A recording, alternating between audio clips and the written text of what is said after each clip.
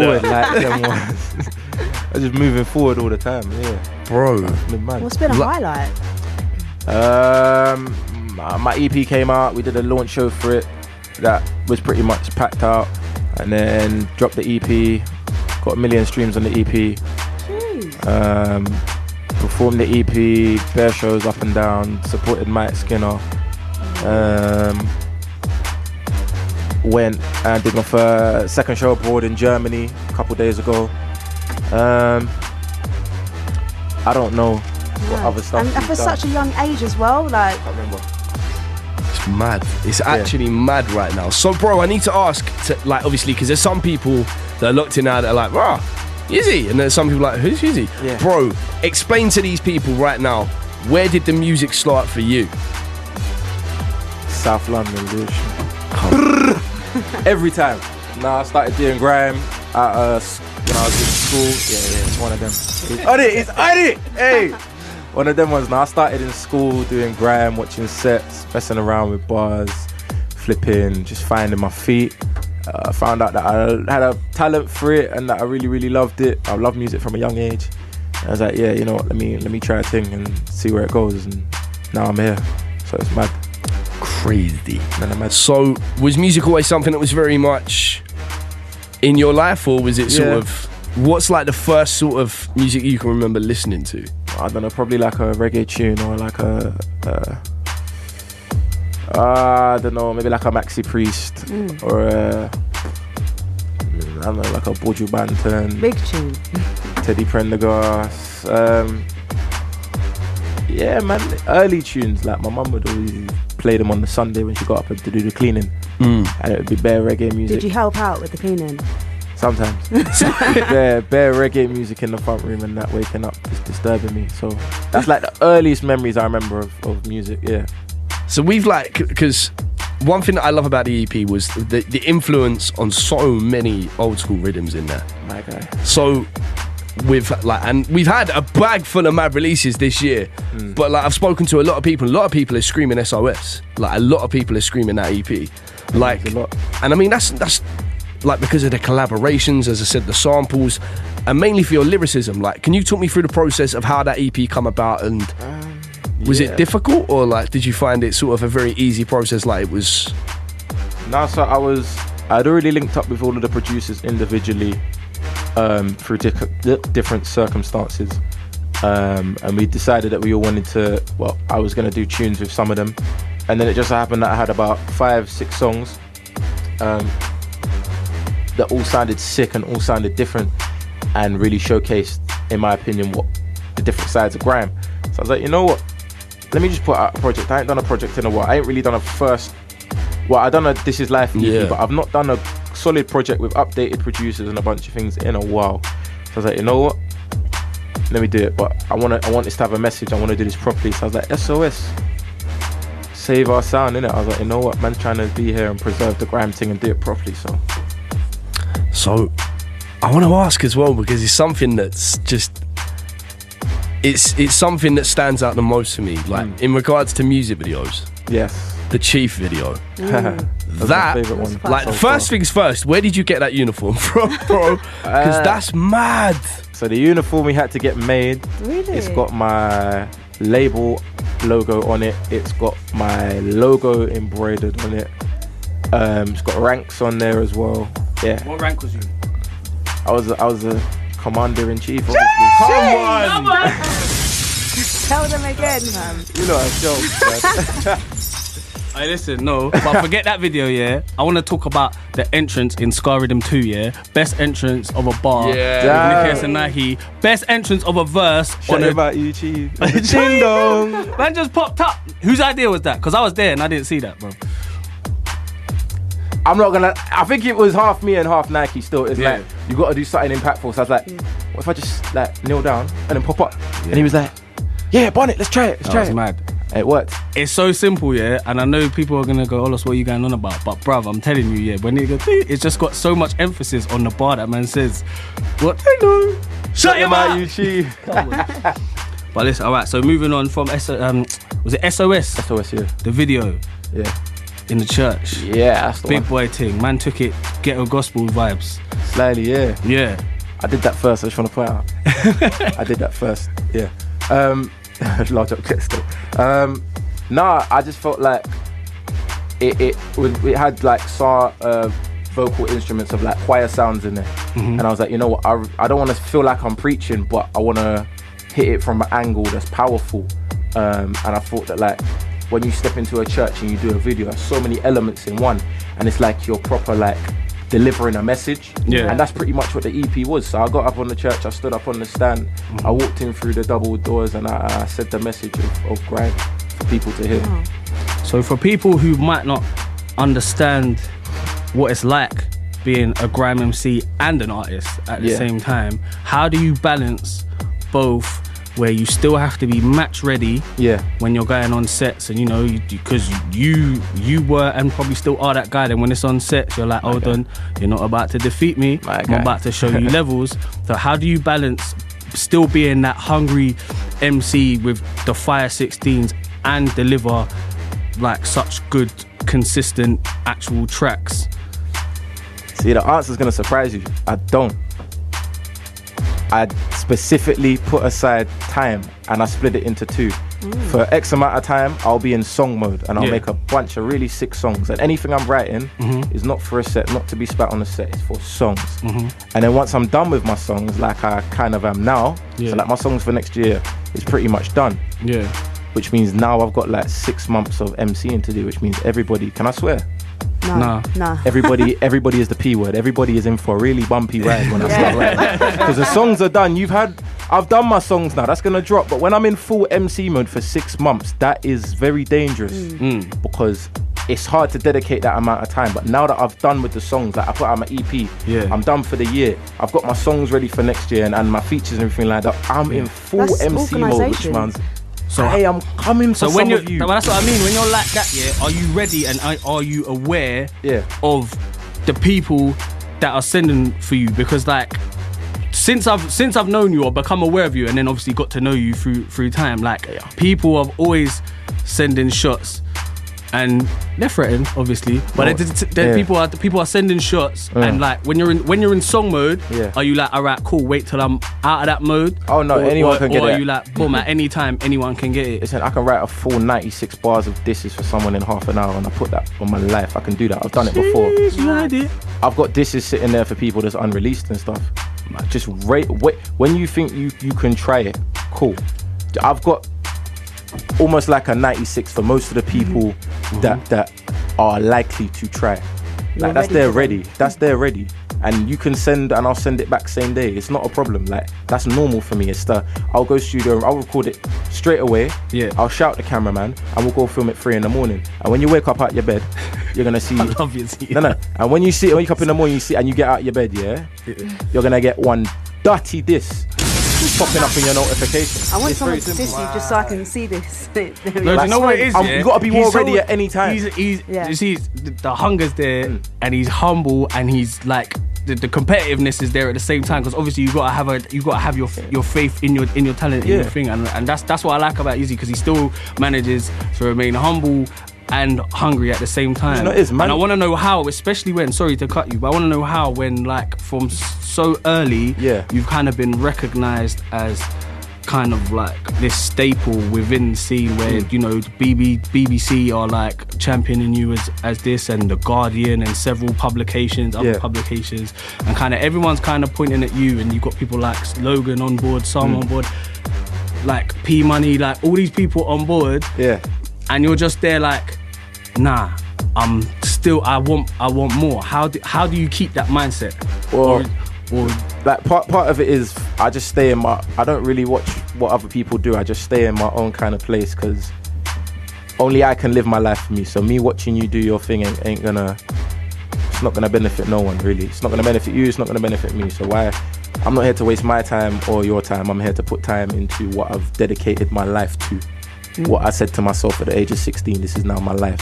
So I dedicate time to that. So I'm not wasting no time on no idiot. Point 1. Point 2 is just I always strive to do better. I always say it as you're only as good as your last song, you're only as good as your last show, because you know what? that could be the only time someone sees you perform or sees your song. So you got to make it your best piece of work, and you've got to constantly improve. And that's what I've always aimed to do, song after song. So whether it's spitting on a set, I've always got to make sure the next one's better than the rest. Like it goes like that. So like in terms of like war ready, I'm always war ready, even when I'm putting out songs. But when I stop putting out songs and get war ready, that's when I do like what I did the other day and say, Jammer, put me on Lord of the Mics, and Jammer hits me back and says, cool. That's when I'm war ready. Wow.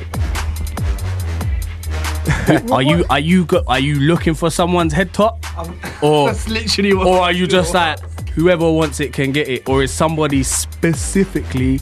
If you don't have to say who, I'm just saying, is there a specific target? That's all I'm asking. Give me something. There's a group of people that can get it. I already know he's thinking. There's I a already group know. of I'm not. I'm like There's a because I know bunch- you. There's a bunch of people that can get it. There's a group of people that can get it. Anyone can get it. I like that you tried to save it after, but I Yeah, know you. anyone can get it. Mad. What sort of influence has Gets had on your career? He's a pioneer, and he's someone I've watched from early. But me personally, I've watched Devlin more than Gets, because I always felt that Gets learnt from Devlin. Yeah. So, but for me, he's been a pioneer. I know a lot of his songs. I'm a fan. I've reached out in the past to work. Recently, he's reached back as well. Like the love's there. Like in terms of, I respect. In terms of him, like recognizing my ability, like to bar and that, which is amazing, because it's like getting recognition from one of your heroes, which is crazy. But no, it gets, for me, like always will be one of the best lyricists to ever step foot in the grime scene and the UK scene, but not the best, but one of the best. So you've got, like, as Ola said, like, not just us three as a radio team, but you get a lot of publications, a lot of DJs, a lot of MCs saying that you are the guy that people should turn to when it comes to new school grime. You are like the linchpin of. You're the head teacher, like. Yeah, you're the head master. No, not head teacher. I don't want to be the head teacher. No. When people are saying this about you, do you ever feel like a kind of pressure would like to? No, man, I don't. It takes a lot for me to get pressured. Like, I'm the type that will, like, if there's a fire and it's bare smoke, I'll roll over and say 5 more minutes. Like, I'm too relaxed. It's actually bad. Like, I find it hard to get worked up about situations, which is why if I get really worked up about something, just know that there's a meaning behind it.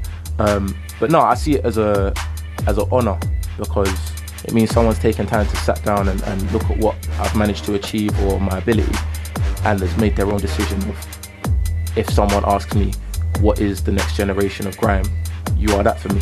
That is one of, like, the most mad feelings to ever hear from, like, someone, because it's like that recognition.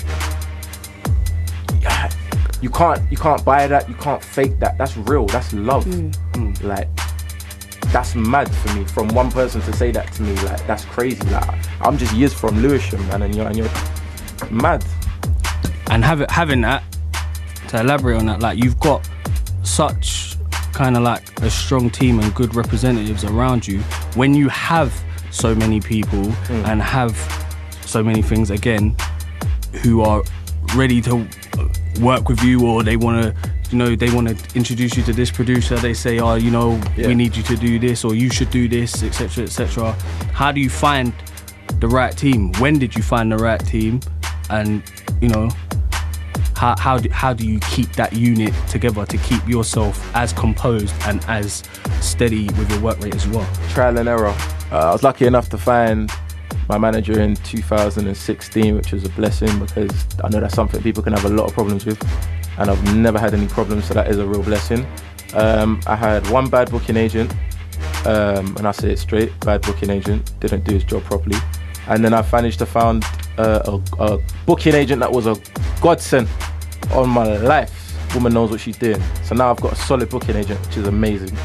Been around with a different couple of PR companies, most of them really, really good.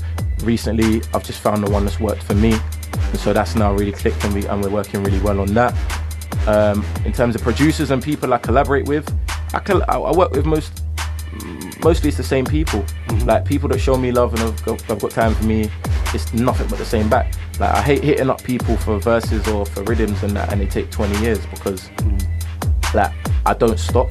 Like so whether you do that verse or that rhythm or not, I'm still gonna move forward. Like I'm here to work with people that are on the same wavelength in terms of Same productivity. work ethic, Work ethic. If you've got, I don't mean this in a bad way, but if you've not got a high work ethic, I find it really hard to deal with you. And that doesn't have to be music, just in general. Like I see people who are dedicated in life to what they do. And when I see someone who's either not dedicated or takes it for granted or takes really long, I just look at them and I think, that's so dumb. Because bare people would love to be even in half the position you are, let alone like, no matter where you are, start or at the end of your career. So for me, it's always about moving forward, and that's why everyone I work with, productivity is a madness. These are people that are on this music thing, which is why we're able to produce the level of music that we are. Perfect, and a perfect segue into Keep Chasing. You get me? Yeah, You thought you was the segue king because I was listening to that whole thing. I was like, the segue's coming. So from that into Keep Chasing. So obviously that mindset has obviously inspired this almost dubplate drama-esque rhythm that has come forth. Tell us about Keep Chasing. So Keep Chasing first happened when Z Dot hit me up to roll studio, I don't know, early-ish this year. So I went down to the studio with Z Dot. We went through a couple different rhythms and I heard the melody on this one and I was like, no, hold on, let's go back. Because I wasn't sure whether I wanted to do like an upbeat one, like a deeper song. But when I heard the melody on this, I was like, this is the one to say some real stuff on. So I picked it, we sat around, we messed around with the rhythm for a bit, we added stuff, we took stuff away. It was a long process, all in all, like a couple months start to finish. But by the time we got there in the end, we knew that when it came to planning the video, it had to be some kind of epic movie stuff because the track itself just sounded really, I don't know, it's bad, but it sounded movie-ish. Like it sounded like it should have some kind of cinematic visual to go with it. So that's when I sat down and I said, you know what? I'm gonna direct my first music video properly. I'm gonna be nothing but hands-on with this. Like if it's one of the few videos I've got with a mad storyline, and I was like, no one else can tell this story but me, because only I know what's in my head. So I was like, you know what? I sat down, 3.5 hours. I wrote out the whole script, start to finish, for all the actors, everyone involved. I was there directing it in the pouring down rain for about, I don't know, 6-7 hours. It was over 2 days, raining both days. So all in all, out in the weather, getting cold, whatever, 16-15 hours altogether, making sure that we got the right shots. If we didn't get it, then we stayed there until we got it back to front. And now we've come out of this with a movie. It's amazing. Mad, and we're getting this movie in 2 days, right? We're getting it on Thursday, and I'm like, the track's out now. Keep Chasing is out now. We're gonna play it for you actually, but like it's out on all platforms, all streaming platforms, all purchase platforms. But then I got upset because I saw your post about the video. So then it's like you were like soon. Like the trailer, yeah. So then it was like soon, and then the track was out. I was like, bang! It's like pumping the track all over YouTube and the necessary places. Every link up, GRM. I almost emailed a couple people, bro. And it was like, yo, where's the video at? So now it's official. It's on Thursday. I must have missed something or just. Do you know what it is? Because usually I drop the video around the audio, but for this one I was like, nah. I want to make people wait a little bit. Let them sit on it. Let them take it in. Yeah, some of the cinematic trailers and that, and I was like, yeah. I just want to build up to it properly. I'm mad excited. Well, there's a mad underwater shot, bro. And that for me, that's when I was like, I want to see this video now, bro. Like, it's mad. Yeah, man, but listen, man's drowning in it. Man's drowning in the water still. It's mad. Listen, it's Yizzy is in the building. I'm gonna put him on the spot and make him freestyle a cappella as well, because I'm crazy like that, cuz, we're gonna get into his new single. It is out now on all streaming platforms. It is called Keep Chasing.